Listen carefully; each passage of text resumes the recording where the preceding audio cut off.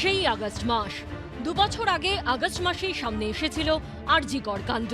এবার আরও এক মেডিকেল কলেজ, আবার কর্তব্যরত অবস্থায় মৃত্যু। তা নিয়ে রহস্য।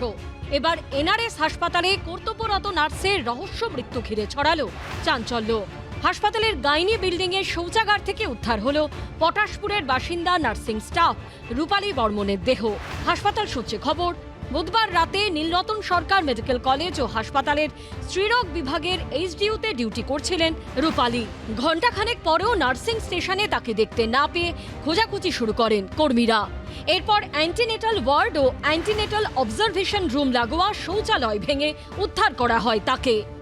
শেষ যেটি কাজ 9:45 নাগাদ তিনি একটি ডেথ সার্টিফিকেট লিখছিলেন, সেটি অসম্পূর্ণ ছিল এই কারণেই তার খোঁজ পড়ে আচমকায়।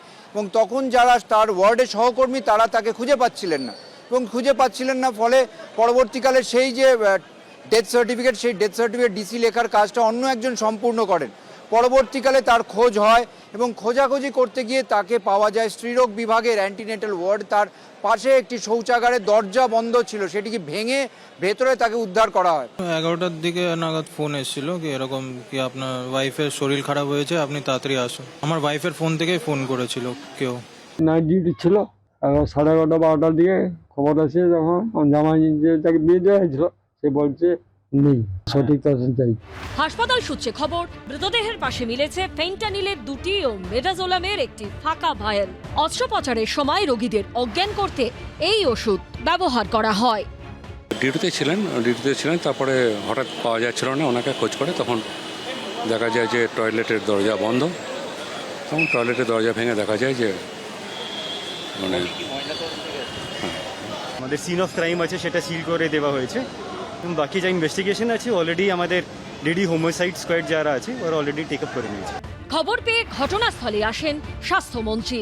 হস্টেলে কোনোদিন ছিল ম্যারেড হয়েছে জাস্ট এই মার্চে বিয়ে হয়েছে। ও শ্বশুরবাড়ি এখানে না, দিল্লিতে। ওর হাজব্যান্ড নিয়ে ক্যান্টনমেন্টে ভাড়া থাকে, আর ওর বাড়ি হচ্ছে পূর্ব মেদিনীপুর। তো ওর দাদাকেও ঘটনাটা হচ্ছে রাতেই 9টা 10-15 দিকেও বাথরুমে গেছে। আমরা পরবর্তী যা সব কিছু পুলিশের হাতে আমরা তুলে দিই। পরিবারের দাবি মতো medical college police morgue forensic ডিপার্টমেন্টের এই চোরির তত্ত্বাবধানে এনআরএস এর নার্সের ময়না তদন্ত হয়।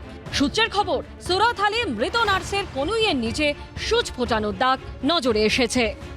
লাংসটাকে প্রিজার্ভ করা হবে, লিভার প্রিজার্ভ করা হবে, স্মল ইন্টেস্টাইনের একদম শুরুর দিকের অংশ নেওয়া হবে, স্টামাকের ভেতর যে কন্টেন্ট আছে সেটাকে প্রিজার্ভ করা হবে, কিডনি এবং ব্লাডারে যে ইউরিন আছে সেটা প্রিজার্ভ করা হবে। ইতিমধ্যে রক্ত সংগ্রহ করা হয়েছে এবং তার মস্তিষ্কের কিছুটা অংশ প্রিজার্ভ করা হবে। সেইগুলো পরবর্তীকালে প্যাথোলজিক্যাল টেস্ট হবে এবং স্টেট ফরেন্সিক সায়েন্স ল্যাবে পাঠানো হবে।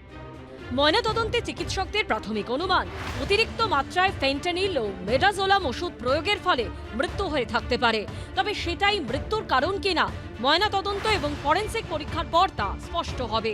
ময়নাতদন্তের প্রাথমিক রিপোর্টে শ্বাস প্রশ্বাস বন্ধ হয়ে নার্সের মৃত্যুর উল্লেখ করা হয়েছে। অক্সিজেনের অভাবে চোখের সাদা অংশের পাশাপাশি নখ ও জিভের একাংশ নীলচে হয়ে গেছিল। আমরা নার্সেস ইউনিটি থেকে সব সময় বলি একটা নিরপেক্ষ উচ্চ পর্যায়ের তদন্ত হোক এবং যে অপরাধী সে শাস্তি পাক। এন্টালি থানায় গিয়ে মৃতার স্বামীর সঙ্গেও কথা বলেন স্বাস্থ্যমন্ত্রী। পুলিশ সূত্রে খবর, এদিন রাতে যারা ডিউটিতে ছিলেন সবাইকে জিজ্ঞাসাবাদ করা হচ্ছে। ঝিলম করঞ্জাই, সন্দীপ সরকার ও সুকান্ত মুখোপাধ্যায়ের রিপোর্ট, এবিপি আনন্দ। এবিপি আনন্দ, এগিয়ে থাকে, এগিয়ে রাখে।